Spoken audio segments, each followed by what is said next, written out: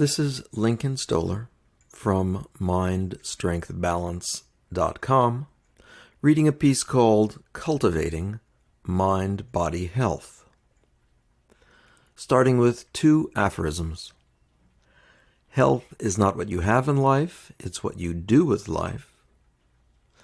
And don't wish it were easier, let it make you stronger. Compliance. Compliance in medicine means a client's willingness to comply with the treatment program. For mind-body healing, the program is the connection between mind and body, and compliance refers to a person's willingness to build that connection. The word sounds authoritarian, like law-abiding, but it means little more than a willingness to work toward progress in spite of difficulty. In hypnotherapy, everything rests on force of mind, and here compliance is essential. There are 3 programs: my program, your program, and the program, if one exists, that the mind-body needs. We'd like there to be a 4th program, the program that heals, but that is an abstraction that often can't be programmatized, and so remains a higher goal. We could imagine many more programs, but these are the big 3. Great things can happen when these 3 are in alliance. There's a certain skill of intuiting this alliance before any treatment begins, and I'd like to say success depends on whether these 3 programs are aligned from the start. Let's talk about them. My program. Hypnotherapy falls into 2 broad categories: the tell them what to think approach and the enable them to think for themselves approach. Let's call these approaches the prescriptive approach and the proactive approach. For the life of me, I can't understand why anyone would want to be told what to think. But in most walks of life, that's exactly what people want. They want a prescribed solution. The way I understand this is to say that people try their best, and when that feels like it's not enough, they seek direction and advice. Why do so many people feel that they've done their best and their best is not enough? Why do people so often give up before they start? When this is bred into us, we are disabled. And it is bred into us. And it is the primary aspect of our disabilities. It is the lack of faith in ourselves. Nature, God, or something that should be available to us, that is our most common obstacle. Now, I'm sounding religious, and that takes me outside of most people's program. Yet this is essential. We are not independent entities, and our health is not something that resides alone in our separate selves. The faith that's lacking is a faith in one's ability to see beyond and to grow beyond appearances. It is the faith to exceed what we've been taught. This lack of faith turns the dynamos of modern civilization, keeping people within institutions and dependent on them. It underlies our inability to maintain balance and to heal ourselves from imbalance. My program has 2 parts, and it is prescriptive at the start.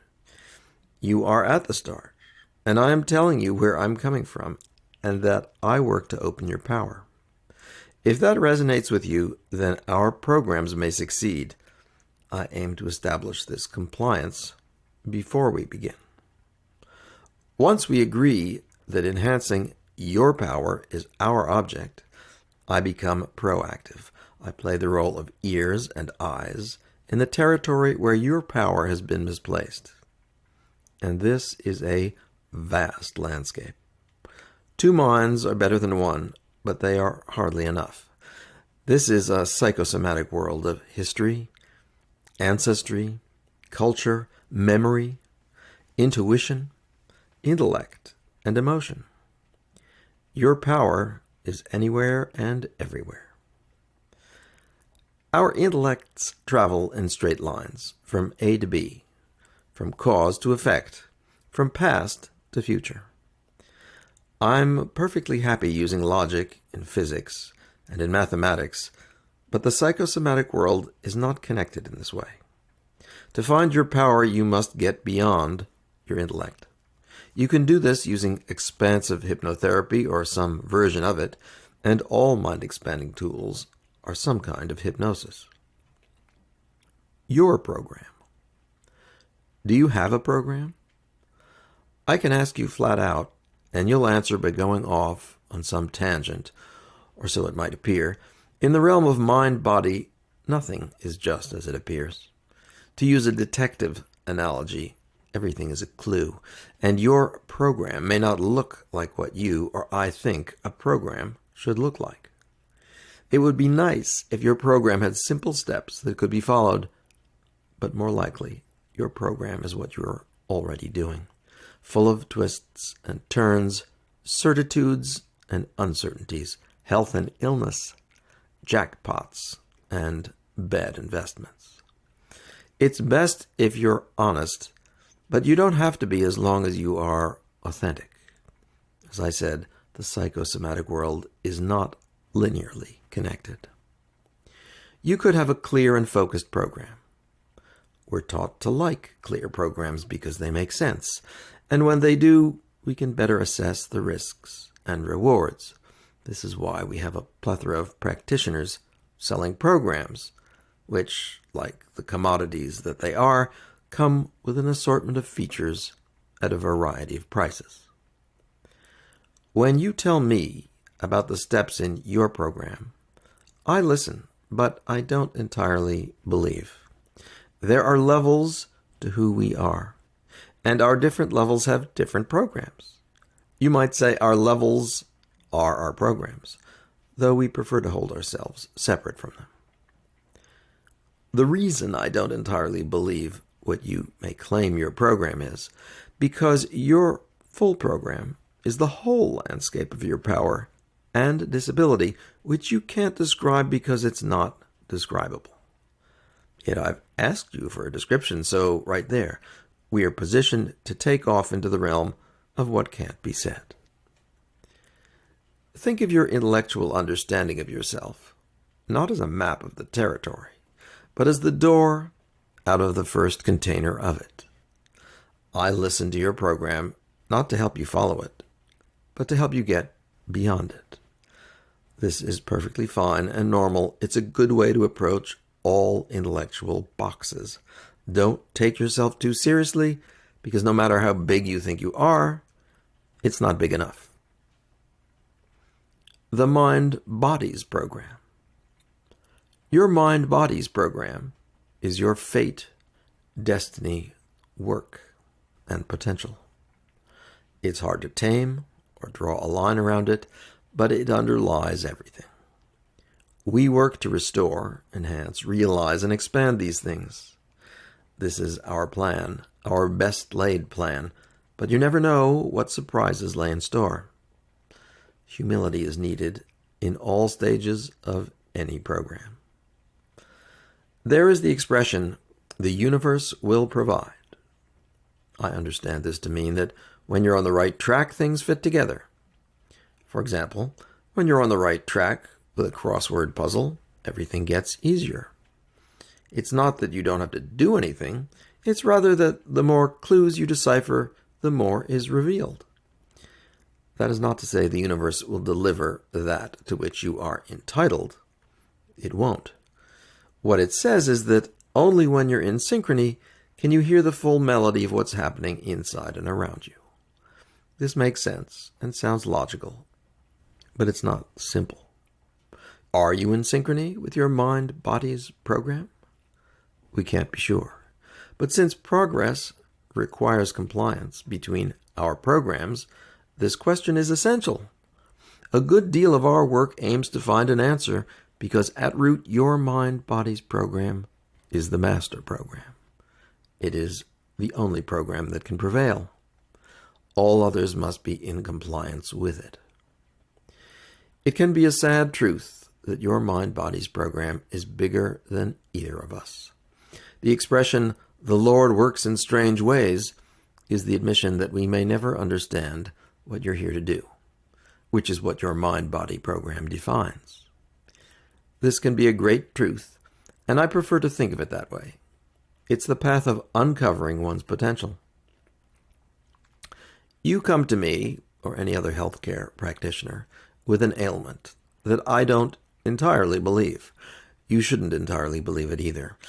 And from this clue, we try to figure out how to become the best you can become. This is not really a medical task, and it may not be a healing or curing task either. Your path through life is not straight. You don't need to be certain where this path started or where it ends, because neither your heritage nor your legacy are fully known. Your mind illuminates a part of it, like a flashlight through a dark woods. If you look with some other senses beyond your eyes, you will be able to see farther. That's what my work is about, seeing farther, because I'm just as curious as you are. In this project, we are partners. Getting specific. This has all been very general, and I'd like to get specific. However, you are anonymous, and each person's path is different. More than that, where ailments are concerned, there is disempowerment and fear, and it's unethical to lead you into this territory and leave you there. So I can't get specific in that way. Instead, I'll try another.